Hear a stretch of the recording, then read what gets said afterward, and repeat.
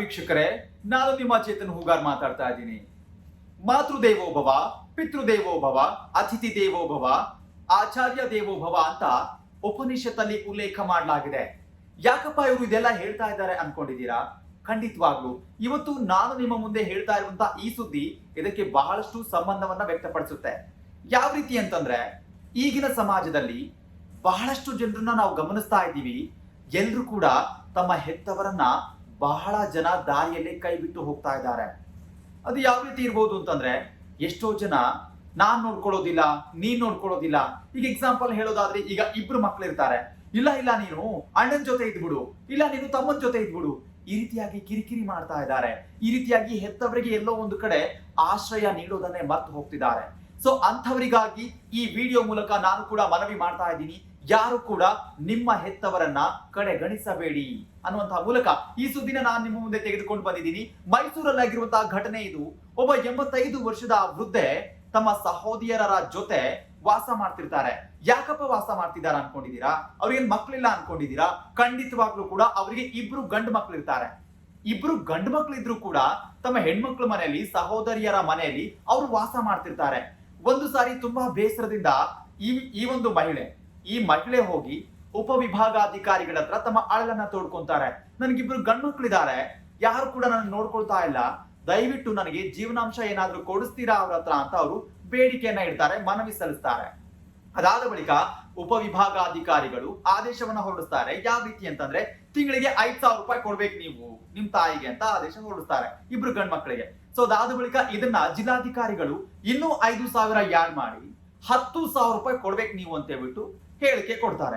So ಈ ಎರಡು ಆದೇಶಗಳನ್ನ ತೆಗೆದುಕೊಂಡು ಈ ಒಂದು ಆದೇಶವನ್ನ ತಡಿಬೇಕು ಅಂತ ಹೇಳ್ಬಿಟ್ಟು ಈ ಇಬ್ರು ಮಹಾನ್ ಮಕ್ಕಳಿದಾರಲ್ಲ, ಇಬ್ರು ಮಹಾಪುರುಷರು, ಅವರು ಕೋರ್ಟ್ ಮೆಟ್ಲೆ ಇರ್ತಾರೆ.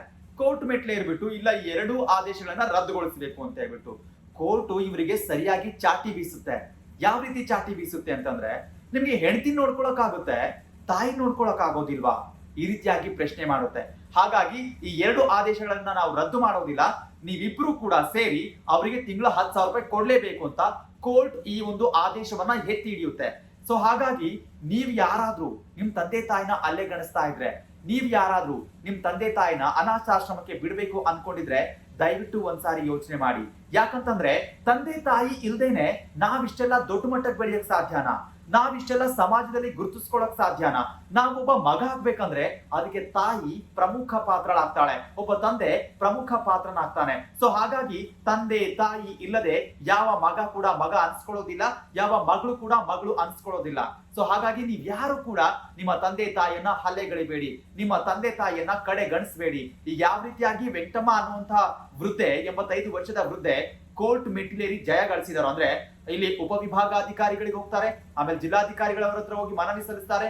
ಆ ಒಂದು ಮನವಿ ಮೂಲಕ ಇದು ಕೋರ್ಟ್ಗೆ ಹೋಗುತ್ತೆ. ಕೋರ್ಟ್ ಅಲ್ಲಿ ಕೂಡ ಇವರು ಜಯ ಸಾಧಿಸ್ತಾರೆ. ಯಾಕಂತಂದ್ರೆ ಅವರಷ್ಟು ನೊಂದುಕೊಂಡಿದ್ದಾರೆ. ಈ ಏನು ಕಡೆ ಕ್ಷಣದಲ್ಲಿ, ಇದು 85 ವರ್ಷ ಅಂತಂದ್ರೆ ಅವರು ವೃದ್ಧಾಪ್ಯದಲ್ಲಿ ಅವರಿಗೊಂದು ಆಶ್ರಯ ಇಲ್ವಾ ಅನ್ನುವಂತ ಒಂದಿಷ್ಟು ಏನು ಅಂತಾರೆ ಮನವರಿಕೆ ಮಾಡುವಂತ ಪ್ರಯತ್ನ ಕೂಡ ಮಾಡುತ್ತೆ ಕೋರ್ಟ್ ಈ ಒಂದು ಇಬ್ಬರ ಮಕ್ಕಳಿಗೆ. ಸೊ ಹಾಗಾಗಿ ಇಬ್ರು ಕೂಡ ಈಗ ಕೋರ್ಟ್ ಮೆಟ್ಲೇರಿದ್ರು. ಈಗ ಕೋರ್ಟ್ ಕೂಡ ಅವರಿಗೆ ಆದೇಶ ಕೊಟ್ಟಿದೆ, ಇಬ್ರು ಸೇರ್ಕೊಂಡು ಅವರಿಗೆ ಹಣವನ್ನ ಹಾಕ್ಬೇಕು, ಜೀವನಾಂಶ ಹಣವನ್ನ ತಿಂಗಳ ನೀವು ಕೊಡ್ಬೇಕು. ಇನ್ ಕೇಸ್ ಏನಾದ್ರೂ ನೀವು ಒಂದು ದಿನ ಲೇಟ್ ಆದ್ರೂ ಕೂಡ ದಿನಕ್ಕೆ 100 ರೂಪಾಯಿ ಸೇರಿ ಕೊಡ್ಬೇಕಾಗುತ್ತೆ ಅಂತ ಅನ್ನುವಂಥದ್ದು ಈಗ ಹೈಕೋರ್ಟ್ ಆದೇಶವನ್ನ ಕೊಟ್ಟಿದೆ. ಸೊ ಹಾಗಾಗಿ ನೀವು ಕೂಡ ಯಾರು ನಿಮ್ ತಂದೆ ತಾಯಿನ ಹಲ್ಲೆಗಳಿಬೇಡಿ, ಯಾರು ಕೂಡ ಕಡೆಗಣನೆ ಮಾಡಬೇಡಿ. ಎಲ್ರು ಕೂಡ ಅವ್ರು ಇರೋವರೆಗೂ ಚೆನ್ನಾಗಿ ನೋಡ್ಕೊಳ್ಳಿ, ಆರಾಮಾಗಿರಿ, ಸಂತೋಷವಾಗಿರಿ.